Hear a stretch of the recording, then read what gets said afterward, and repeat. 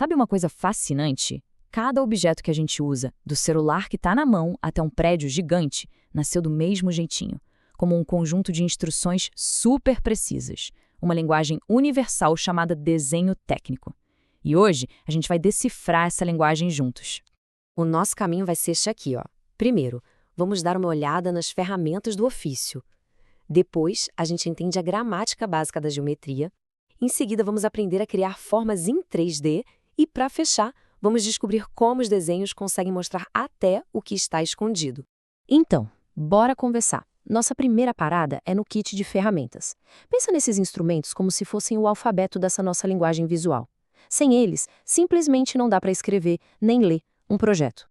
Olha só o arsenal básico. Tem um lápis, réguas, esquadros, compasso, paquímetro. Parece muita coisa, né? Mas cada um deles tem um papel super específico, uma função única para garantir que cada linha e cada medida saia perfeita, sem margem para erro. Mas, antes de riscar a primeira linha, tem um conceito que é a alma do negócio, a proporção. É ela que faz a gente olhar para um desenho e sentir que ele tá certo. É a harmonia entre as partes. Por exemplo, a relação de tamanho entre uma porta e uma janela precisa estar correta.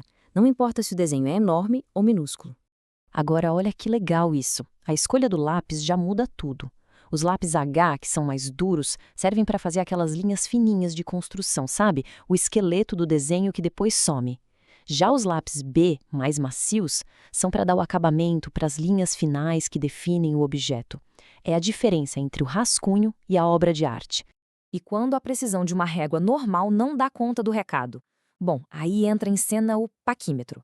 Essa ferramenta aqui consegue fazer medições com uma exatidão que é, incrível. É fundamental na engenharia para fabricar peças que precisam se encaixar perfeitamente. E claro, não podia faltar ele, né? O compasso. Se o projeto tem qualquer curva, círculo ou arco, não tem jeito. Ele é indispensável. É o que garante aquela geometria redondinha, sem defeitos.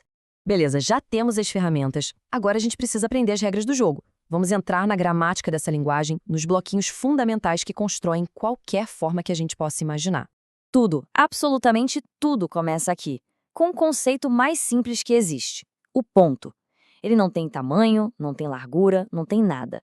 É só uma posição no espaço, como um endereço. É tipo o átomo do desenho técnico. Certo.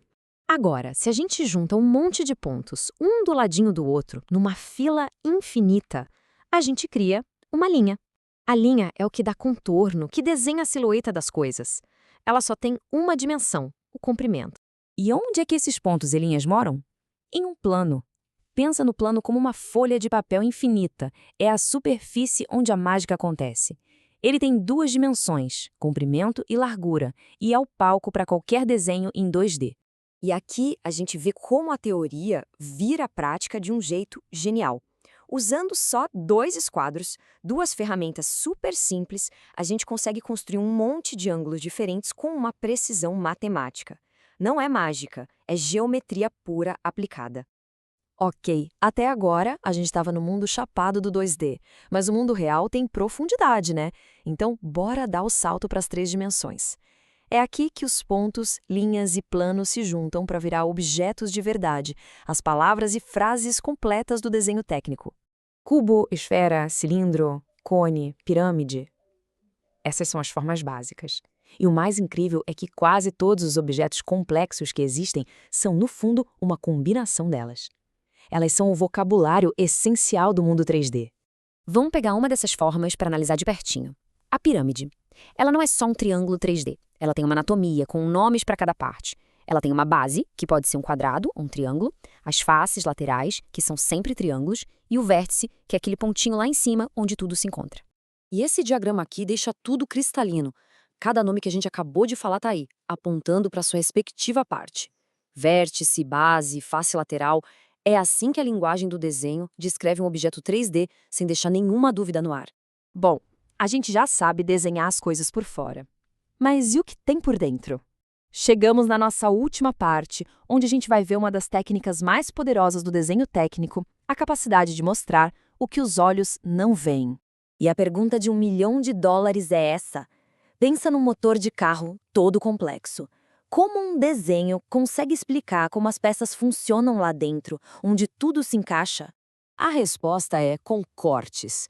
A ideia é simplesmente sensacional. O desenhista imagina que passou uma serra no meio do objeto e tirou uma fatia para a gente poder espiar lá dentro. Assim, dá para ver e entender toda a estrutura interna da peça. E quando a gente faz esse corte, a superfície que foi cortada é preenchida com esses padrões aqui, as achuras. À primeira vista, parece só decoração, né? Mas não se engane, cada um desses padrões é um código secreto. E aqui está a chave para decifrar o código. É um momento eureka! Cada padrão desses representa um material diferente. Linhas diagonais podem ser aço, um padrão que imita veios é madeira, outro com bolinhas e triângulos é concreto. O desenho não mostra só a forma, ele diz do que o objeto é feito. É incrível! Então, percebe a jornada? A gente começou com um simples ponto, que virou uma linha, que formou um plano, que se transformou num sólido 3D. E que, no final, a gente conseguiu até cortar para ver do que era feito por dentro. É uma linguagem completa, capaz de descrever qualquer coisa com uma precisão absoluta. E, para terminar, fica uma reflexão. Da próxima vez que a gente olhar para uma cadeira, um prédio ou um celular, vale a pena lembrar. Por trás do que a gente vê, existe um projeto, uma linguagem silenciosa de linhas e símbolos que tornou aquilo real. Fica a pergunta no ar. Quantos outros projetos secretos estão escondidos à nossa volta, bem debaixo do nosso nariz?